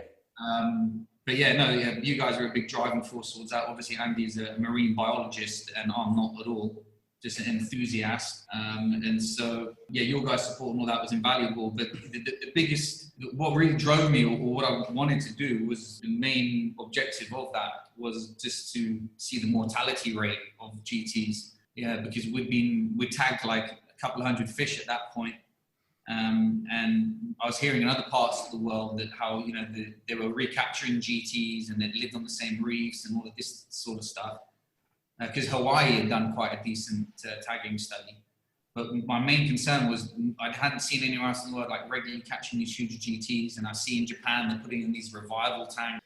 And I was freaking out. We didn't even have slings at that point, but we were bringing fish in the boat. We're trying to look after them the best that we can. But the fish do get banged up a bit, and then you're putting like a 50, 60 kilo fish on your knees that's normally, weightless in water. And I was just concerned that we were damaging the fish, and how well do these fish release? Like, look, they're going off strong, and the little ones, sure, they're strong. But the big fish, I thought, I'd hate to ever find out that I'm like killing elephants, Yeah.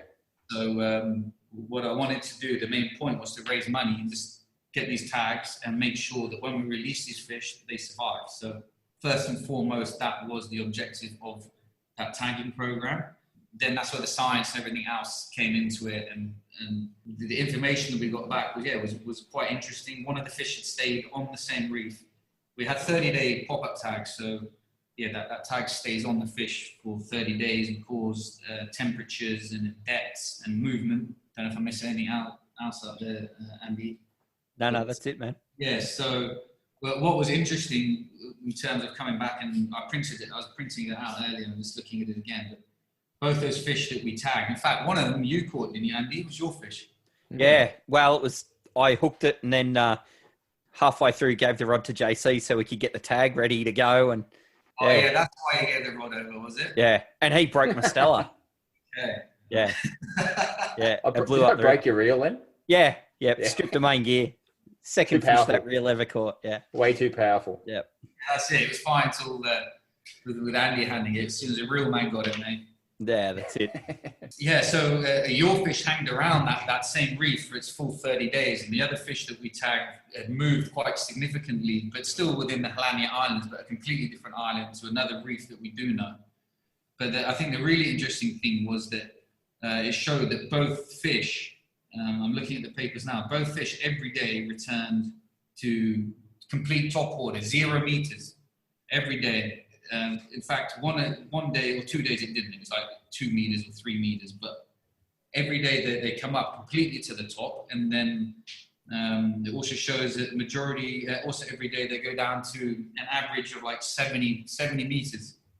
So I thought that was really interesting. You know, and I think what we sort of put together from that, Andy, was that, you know, they sort of go down to the colder water and, like, you know, chill out, and you know, but they're coming up to feed. So yeah, that's it.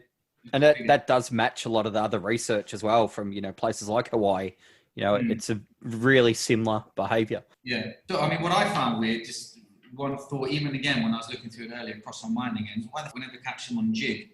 And I think that this reinforces the theory that when they go down there, they're sort of switching off and going into sleep mode, at least these fish are. So I know in other places that they catch GTs plenty on jig, but like, I've tried heaps, man. I go to like the best reefs, and there'll even be a hot top water bite, and I have customers on board or whatever, so I like to like get the P8, P10 jigging rod out the back and jig like a big jig and nothing. And then next thing is the guy's hooked up on a popper.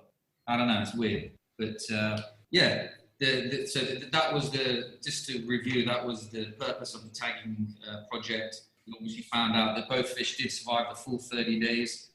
And yeah, just moving on then, I guess, just spaghetti tags. And we've actually stopped it now.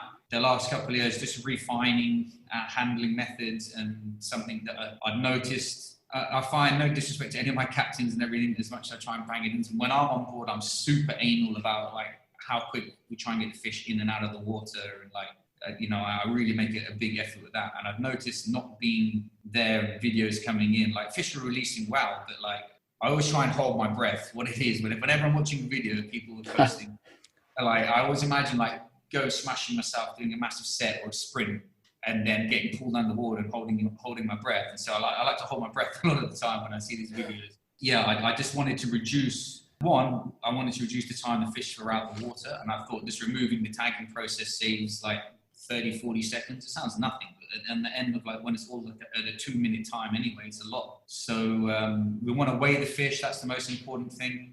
So we weigh the fish, and then obviously everyone wants a trophy shot.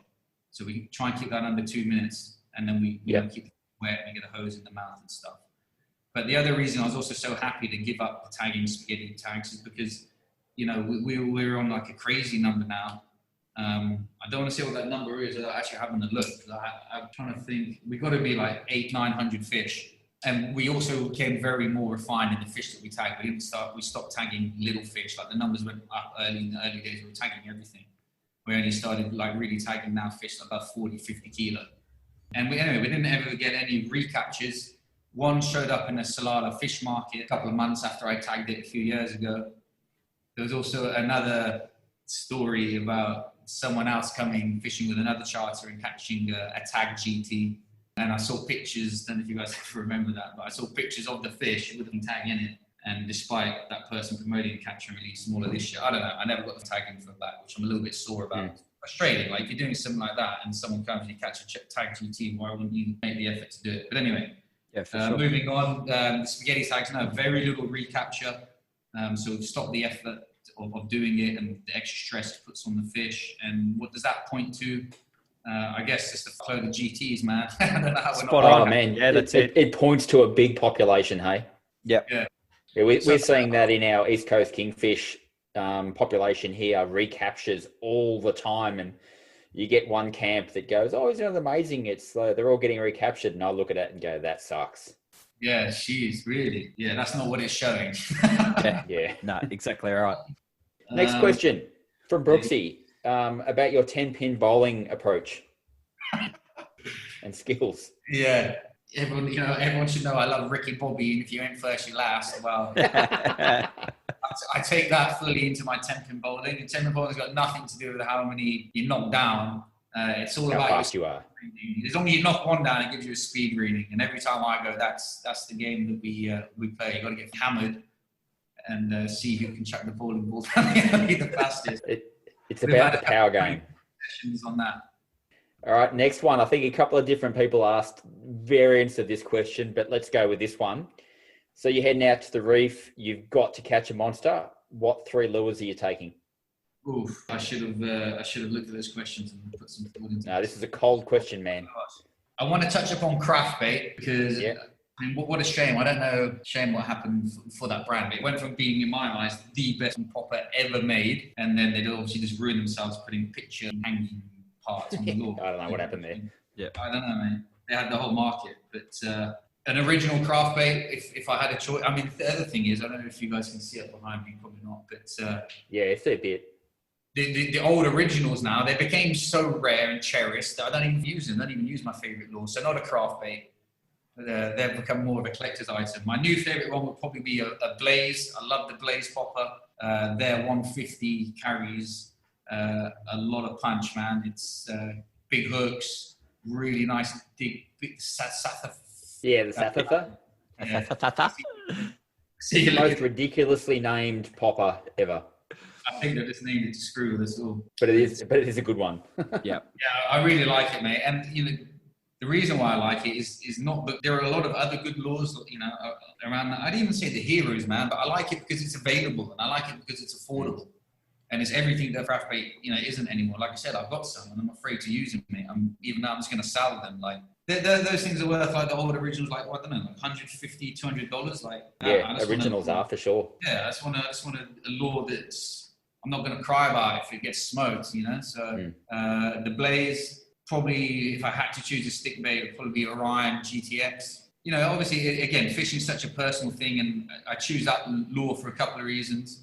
One, because I love Eric, he's a legend, and that lure was designed from his experiences fishing with me, fishing Oman. Yeah, that's so cool. Yeah. So obviously, I feel quite personal towards that lure, and also, as you guys know, it gets rough and choppy and stuff here. So a lot of the other lures, it's just such a great all-rounder, you know. On a really rough day, it just sits perfectly subsurface. You don't pull it out of the water. It doesn't take a lot to an idiot consume it, you know. So, and it's deadly, absolutely deadly. So if I had to choose a stick bait, it would be that. If I had to choose a popper, it would be the Blaze. And I always want to stick a pencil popper in there. So whatever you can skip across the top. I posted a cool video recently, I made it a cartoon, and I think I even put the hit in another video, I'm not sure. But anyway, I'm saying I'm fishing a Gamma. Actually, Gammas make great pencils. Tell anybody that. Yeah, they do. Yeah, I wasn't giving it the old samurai sword, whatever you need to do to make those things swim. They make a great popper, so I was just casting that out and ripping it across the top, and they just produce the most deadly attacks, man. You can't beat those hits. They are the best. The best. Those pencil charge downs, yeah. It's interesting you mentioned Eric and your affection with, like, the GTX.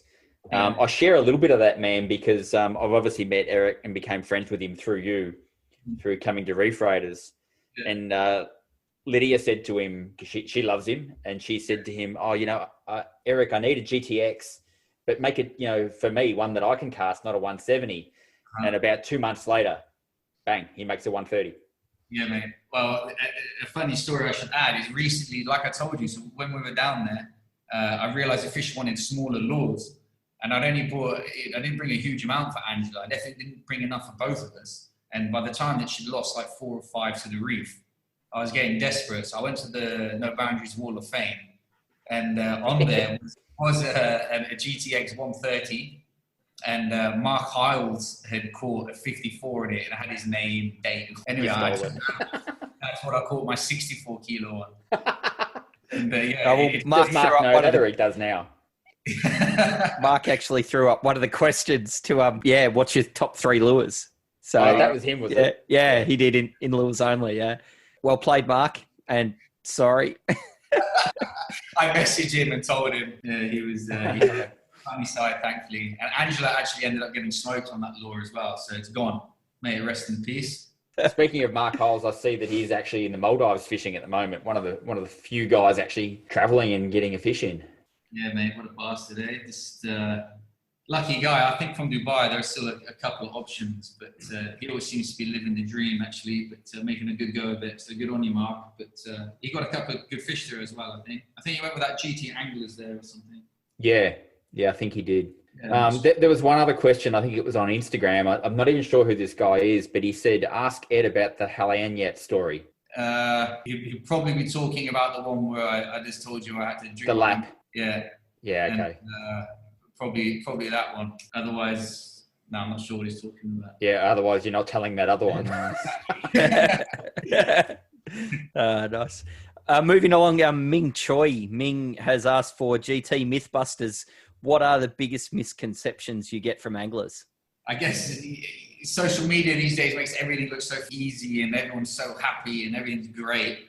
And some of the groups come in and they're like 50 casts into the first day and it's coming up to lunch and they start moaning about why they haven't caught a kilo GT yet, you know.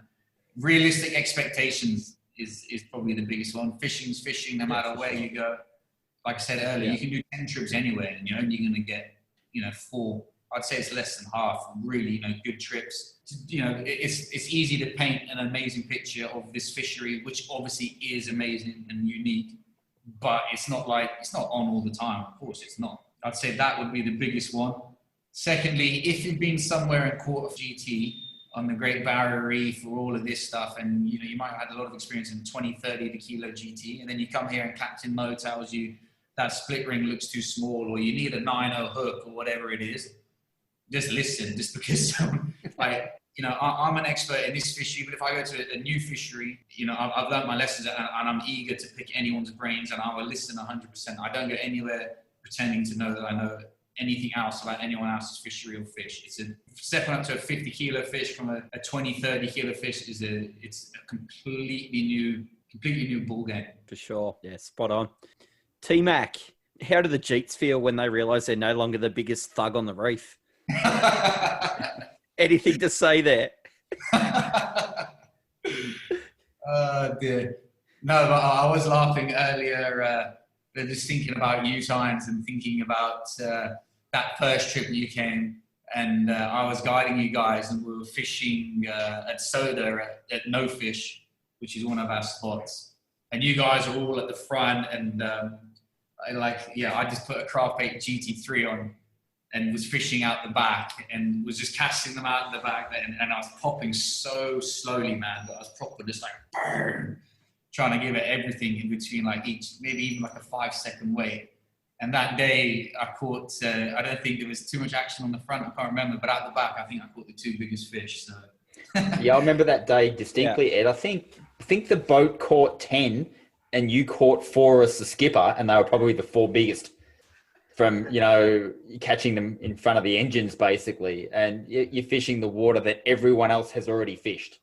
Yeah, exactly. So the lesson there is fish slowly. That's obviously the lesson.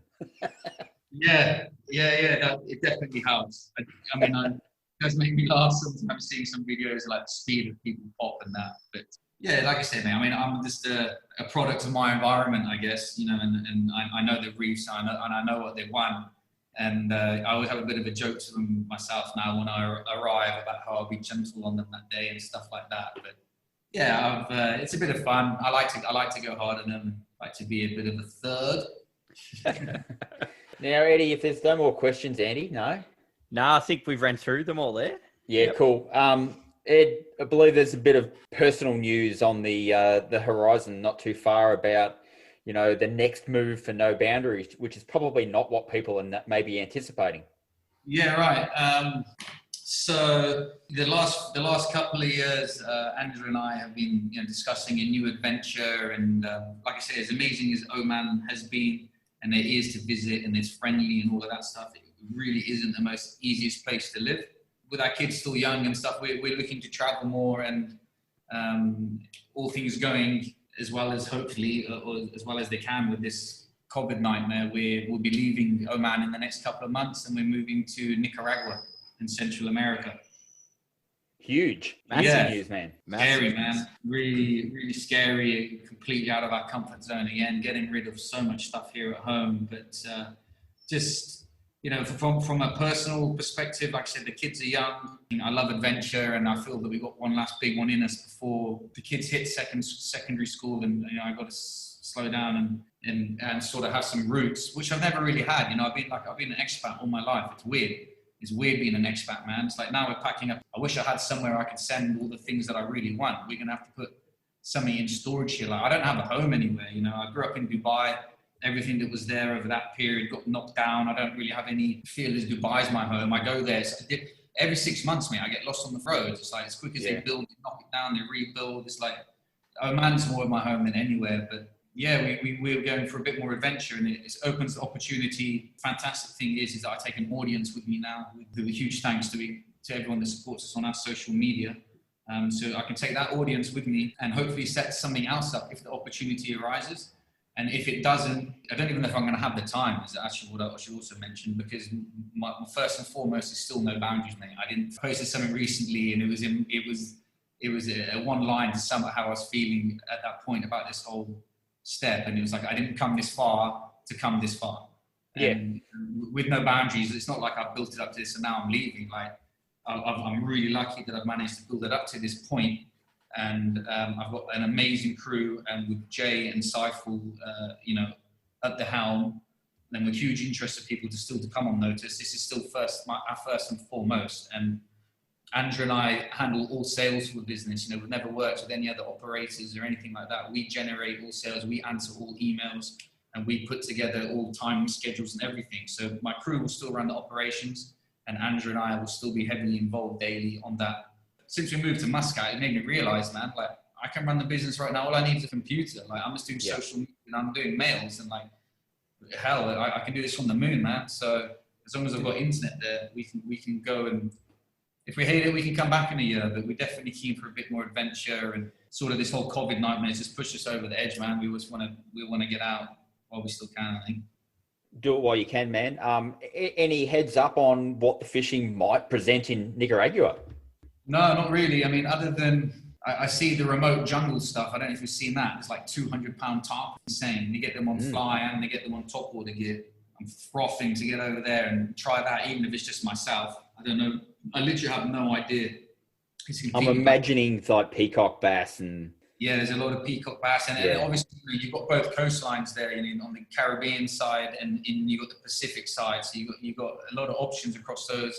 Rooster fish and all the fishing in Costa Rica is the same. It's border Costa Rica. So I think there is a lot of fishing opportunity, but expanding now is going to be difficult in current times, And to be honest with you and everyone, I'm not going there like to set up no boundaries too. If it happens, it happens. And if I find that little niche, which is what I found here, I will do it. But I'm going there for more of a personal, family sort of, pura vida, pure life kind of enlightenment trip. Let's see what happens. Yeah. But the business is still be running here, man. This is just a personal scratch that we want to do and travel some more while we still can. Mate, the winners here are the GTs. Yeah, exactly. Really. Yeah, mate. I'm sure Jay and everyone else is still going to go hard, and I'll still be back, mate. I'm not going to be missing reef raiders. Yeah, cool. So I didn't imagine you were. Yeah, I'll be back twice a year for that. It's kind of hard, but like I said, the current situation's forced my hand, man. But I haven't really got to reap the reward. I say that I did reap the reward. This is again how it all fell in place with catching my PB and having that time with the family. It ended up perfect, being on my boat. But I spent 2 years, mate, and I've reinvested like everything again into my business. And at that point, when we made the decision about my boat, actually, we were very close to leaving then to do the same sort of thing. And we decided what I'll do is I'm going to give it another 5 years here. And we reinvested everything and built the business, got that mechanic, and everything that we did was like a long plan. And I've never planned before, mate. I've always just been like, go and chase dreams. And for the first time ever, I gave it a big plan, and I was like committed to doing at least 5 years in Muscat. But now with this situation, it's knocked on that whole business plan for like another number of years before we pay off the boat, etc., etc. And I'm just not willing to put that in, man. I thought I was already 2 years into it. So right now I'm just going to go and take a break, man. And everything should still be good here. I'm confident the business will still perform to the level where I'll put it. And with Jay, I think he's actually going to take it on to further. So I'm pretty stoked. That's a good segue, mate, to talk about your brand new website that you've only launched, I think, this week on the public, which Jay built, right? Yeah, mate, he did it. I was looking at options, and then he said he could do it. And I thought, if anyone's going to do it, obviously, I want someone who's heavily involved into fishing and understands the scene and everything. And he's absolutely knocked it out of the park, man. Makes me so proud. Like when I read it, I'm like, I want to go to No Boundaries. I'm like, wonder if you get a deal. Will the guys there give you a discount? You know a guy. Yeah, I know this guy, right? Yeah, he's done an amazing job with that. I was actually sending Jay a Dropbox link with about 30 extra images of me because I didn't think there was enough of me on there. So settle down. He's done a great job with it, man. Check it out. Yeah, noboundariesoman.com. Noboundariesoman.com. Yeah, the picture, like I said, mate. When I look through Meet the Fleet and then the picture galleries on the different thing, it still blows me away. Like, it's good sometimes. Everyone always tells me to do it. I'm not really the type of guy to sit back and be like, I've achieved this. I'm always looking like, what's the next thing? What's the next thing? And like, I need goals and I need carrots to dangle. But if anything, I've sort of learned the last few years, sometimes it's good to sit back, man, and think. When I read the story and, like I said, putting even the content together for it and just thinking about, I started with one boat. I didn't even know what a bearing was. I had what little money I had, and I put it into a dream and just bought one boat, and I rented a tiny house in Shuaimir and moved there with my wife and newborn son. I never envisioned in a million years that it would evolve into something like this, and I'd even ever be that guy looking forward to doing a 5-year plan. And I was 30 when I started No Boundaries, and I remember thinking, I don't know what I'm even going to do with my life, and all of this. I'm still having this thoughts now. What am I going to do? And then I'm like, hang on, you've done something, and yeah, mate, it's good to be proud. I can't imagine how you sucked in Angela to go down to Shuaimir in the first instance when you moved down there. Like, you must have sold us. Oh, mate, luckily I got a massive 8-inch slong. So, yeah, no, I wish. I don't know, mate. I've been. It used to be a joke on my first website how she swapped catwalks for catfish, because she was there modeling in Dubai, and everyone in Dubai sort of lives that sort of high life and stuff like that. But thankfully, at heart, she's just she grew up on a farm, and she's just a good Durban girl, mate, and she likes a simple life as well. And we're really lucky to align with our ambitions and what we want to teach our kids and things that we want to pursue and stuff. I'm just super lucky, mate, to have had her support, and it definitely would not have been possible without there. Like I said earlier, I don't know how the captains and everyone do it and go and stay there for a year or two. Obviously, they get holidays, but it's no joke. So, and that's actually also what made it easy at the beginning. Like the hard days on the water, when I could come home and the missus is there, and I had Phoenix, who was a newborn.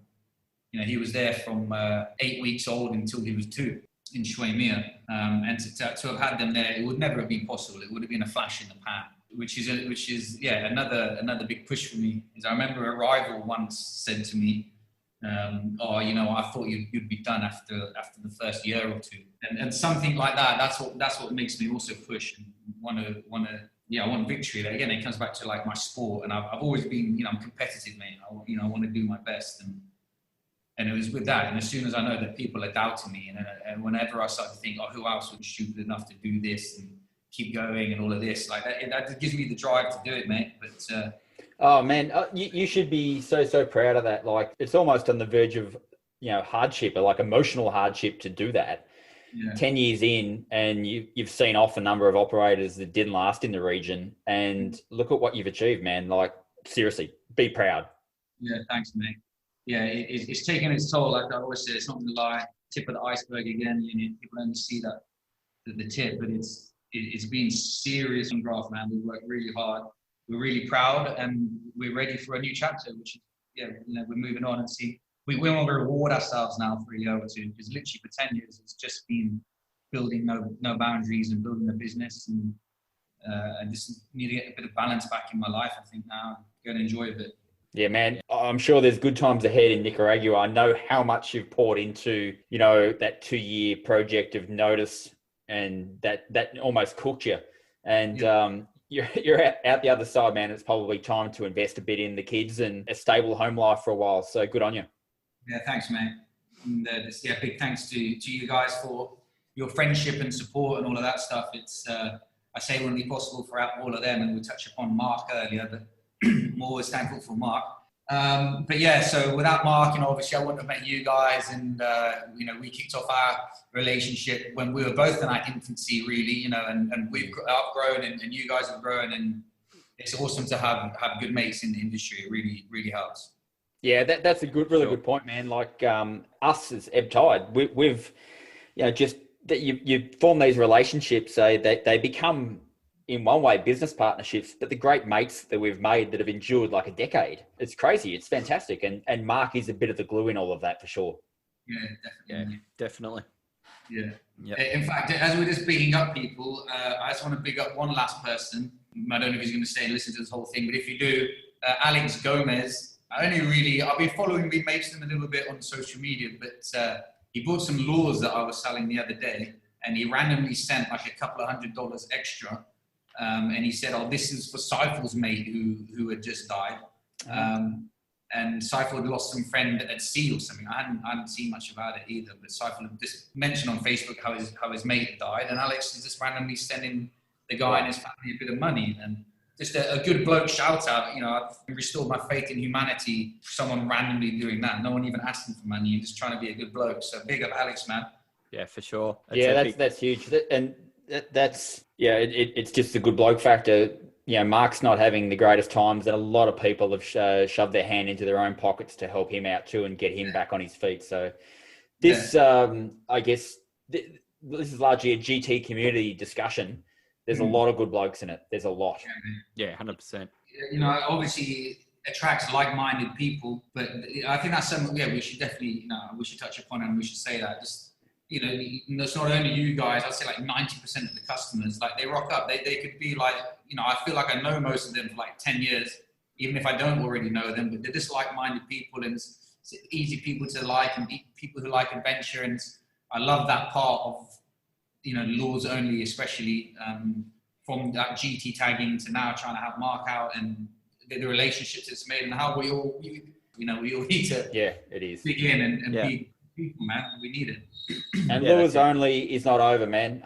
We intend to keep that alive and keep the spirit and keep it the community that it is, and not overly commercialize it, because that's been probably its biggest success. It's quite a neutral place. I'm like I said, man, I'm his biggest fan. I have been since the beginning, and I'm definitely keen to keep Lures Only and keep it going in good content, and the relationship we build is literally invaluable, man. So it's awesome. The last thing I want to just one last time is promote and try and represent is a hashtag that actually Bertrand was the first guy. I need to give a shout out to Bertrand, another legend in the game. But he was the first guy I'd ever seen hashtag no release, no glory. And he was talking about the bluefin tuna or something that they catch in France. And I'd messaged him saying, I love this hashtag. And, does he mind? I want to start putting that and really promoting no release, no glory. And I was just talking about it earlier about the handling, just making every effort. Like I was saying, like just being a good person to everyone else, which I'm definitely not all the time, by the way. But in terms of like handling the fish and anyone with a decent social media following, I think those are strong messages that we need to convey to everyone else and upcoming anglers and the youngsters and stuff like that. And look after the fish, try and fish barbless, especially if you're going to release the fish. It amazes me. I mean, my missus has just had to pick it up. And sure, it takes a bit of time, but it makes you a better angler, because you have to keep your line tight all the time if you're fishing barbless. And I see in a lot of these videos, even guys, very experienced fishermen really like going hard on the fish, pulling hard, and a slap on the way down. You can see they're fishing with barbs. It takes a bit of effort, and you might lose a fish or two, but it's the right thing to do. Now, everyone will agree with me, but obviously that's just the way I like to promote, and we handle, a lot of fish, and, we do what we can to try and respect and release all our fish well. Good stuff, man. Well done, man. Ed, thank you for the chat. Good luck with your future endeavours in the next couple of months. And let's see if you can knock over a big muscat yellowfin before you go. Yeah. Upset me now, making me think of that one I lost recently. But that's another story. We'll save that for when you get one. Thank you for listening to The Outflow by Ebb Tide Tackle. Subscribe to the podcast to listen to other episodes and stay up to date with new releases. And don't forget to rate and review.